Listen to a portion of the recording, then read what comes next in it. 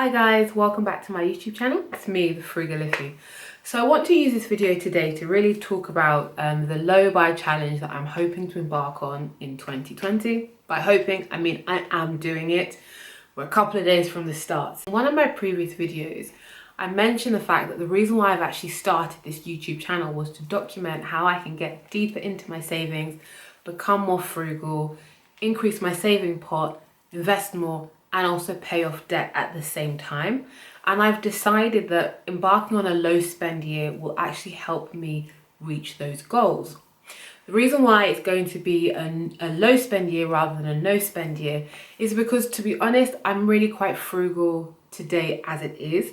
I don't have a spending habit, I don't have a makeup habit, I don't have a clothing habit. There's nothing in particular that takes the vast majority of my disposable income.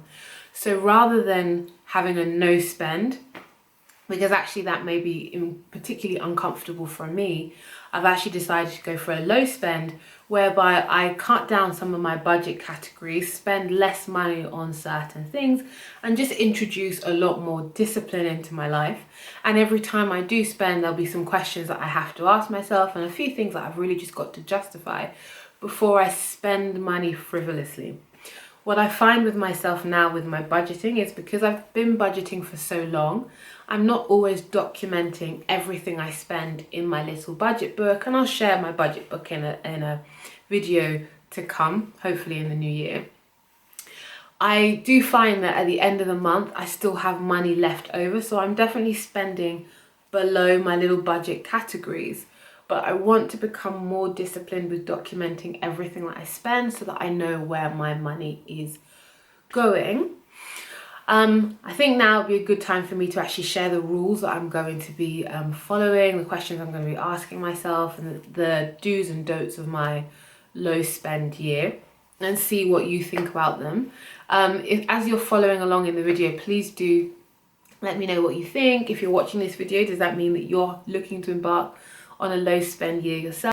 Drop down in the comments and let me know what your rules are. Please give this video a thumbs up and a like, and do hit the subscribe button for more content like this. So you may see me looking down, it's just because my notes are on my phone, so please do bear with me.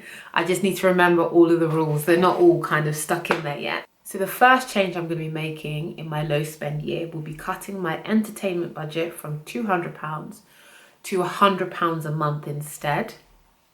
My entertainment budget will still cover going out for lunch, going out for dinner, going to the theatre. I still want to socialise with friends. I'm just going to be a lot more intentional with my socialising and actually pick the things that are important to me. It will stop me from saying yes to every invite because I literally won't be able to afford to say yes to everything. The reason why I am keeping my entertainment budget and keeping it £100 is because some of the activities I do, so when I volunteer, I will go out for lunch with friends prior to that. So these things are important to me, and it is important for me to maintain my social life. And I do enjoy actually going out for meals, so I don't want to cut them out. I just want to do it less. The next change I'm going to be making will be reducing my food shopping budget from £200 a month to £150 a month. Again, I'm going to be a lot more intentional with my meal prepping, planning them out maybe a few weeks in advance rather than just at the week. I find that I meal prep just before I need to go to the supermarket to go and buy food, so I can plan a little bit further than that, and maybe get a few more staples into the cupboard, into the fridge and the freezer, in order for me to get multi-uses out of them for certain meal categories, and hopefully I should be able to come in under the £150 a month anyway. Within that, I will only be buying meat and fish once a month, and that will be at a maximum of £20 a month. The reason being is I'm going to try and eat less meat and fish next year. And so if that means I can have at least 2 weeks or 14 days out of a month where I'm really not eating any meat at all, it'll be good for my health and it will help me save money. I might find that difficult, but that is my intention at the moment. And again, it will help reduce my food budget. Today in my current budget, I have a £100 miscellaneous category. This category covers anything from toiletries, emergencies, if I need to get a gift for somebody that I haven't planned for. I will be keeping my £100 miscellaneous category in my my low spend year next year. The plan is that if I can plan better and actually cut out more of my spending, I will be able to save the £100 every month. So between the miscellaneous category and the £50 I'll cut out of my food and the £50 I'll cut out of my food budget, and the £100 I should cut out from my entertainment budget, I will immediately have found an extra £250 from my salary every month to save. That's the plan. As the year goes on, we'll obviously see how I get on, because I will be documenting how much I save. So unsurprisingly, I won't be buying any shoes or clothes in my low spend year unless I'm replacing something that has to go because it's no longer useful, it's broken, it can't be mended, it needs to be thrown away, it's no longer fit for purpose. The only caveat to this is if I'm going to an event, say a party or some such, and I don't have an appropriate item of clothing for it, not one of those I have nothing in my wardrobe, but I genuinely don't have something appropriate for it, I am permitted to purchase something. Before I buy anything new, I need to try and find something from a secondhand or a thrift store if you're in the US, for anybody watching in the US. I've never bought secondhand clothes, I've never thrifted, I've never rummaged through secondhand charity shops, etc. It's something I may find difficult, and because I've never done it, I really don't know how I'm going to get on with it. I know there are a whole group of people that very successfully clothe themselves from secondhand charity shops, etc. So it's something I'm going to try actively. Obviously, the idea is not to buy any clothes or shoes anyway, so if I don't need to thrift, I won't be doing that. But it is an option for me if I am desperate. And again, if I can't find anything secondhand, I am then permitted to buy something new only if I do genuinely need it. And that's a question I've got to ask myself, that am I letting myself down within my low spend year? And am I using an event as an excuse to spend money that really I don't need to? Sales professional, I work from home. You'll have seen a lot of my previous videos shot in my office. I do occasionally go into my head office. I actually do have a genuine office. When I am there, I do have a habit of buying a coffee or actually purchasing lunch.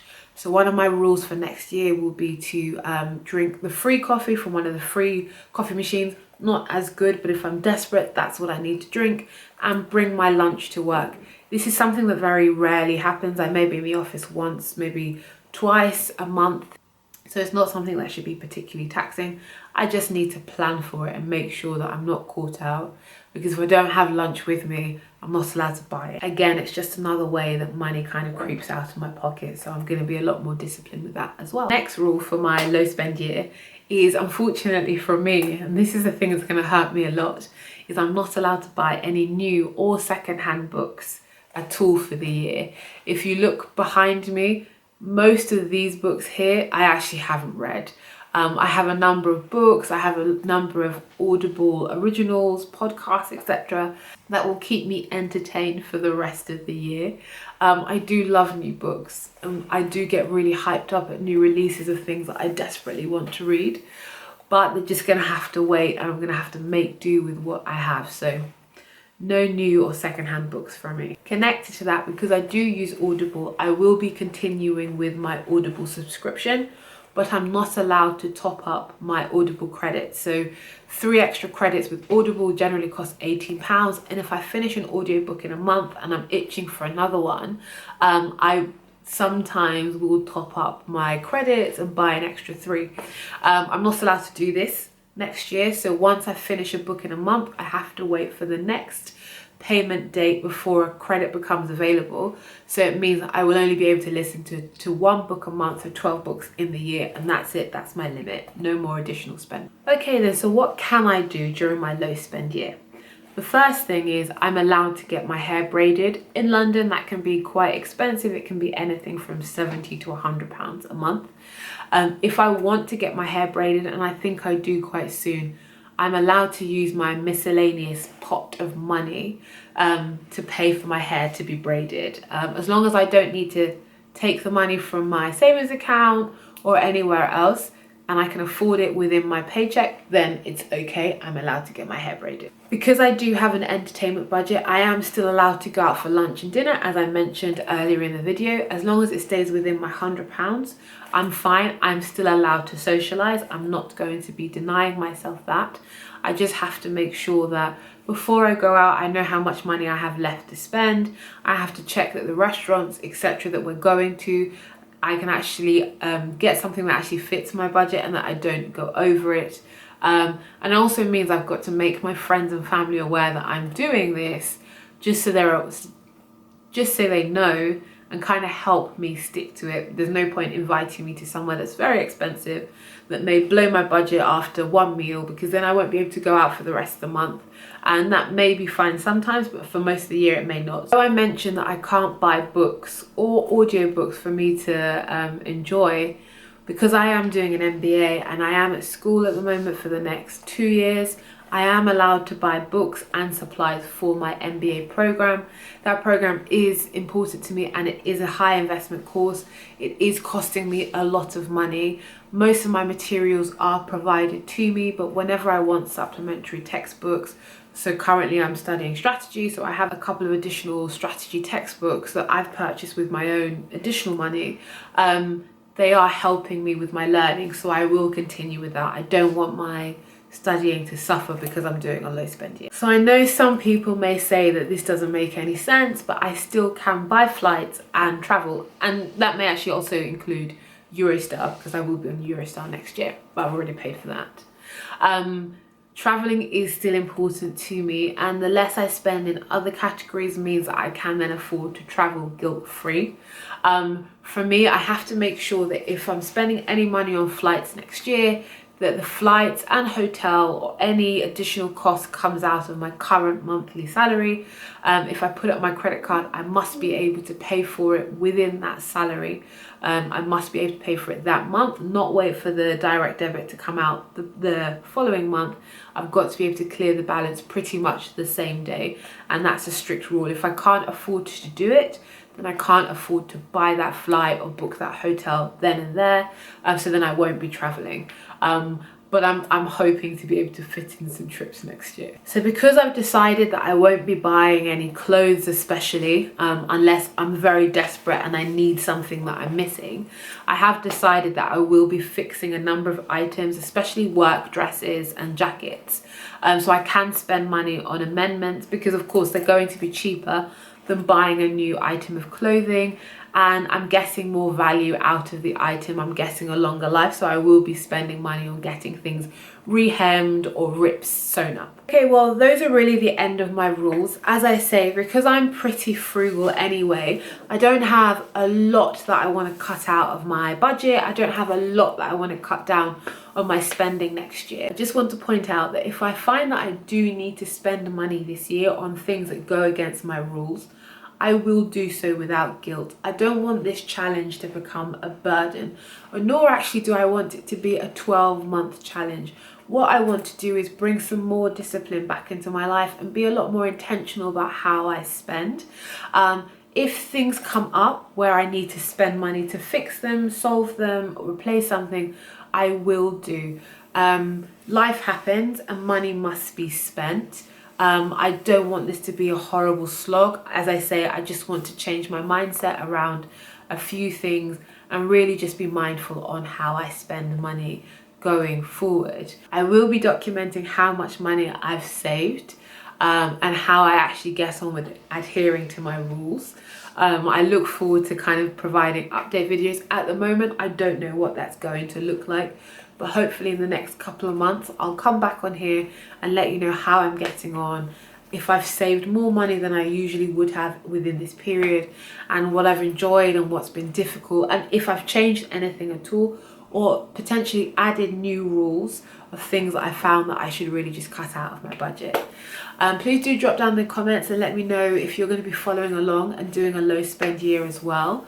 Again, as I say, give me a like and hit the subscribe button. I will be documenting my journey, so if you would like to follow this along with me and see how I get on, please subscribe and you'll be able to see what happens. Anyway, okay, thanks, bye.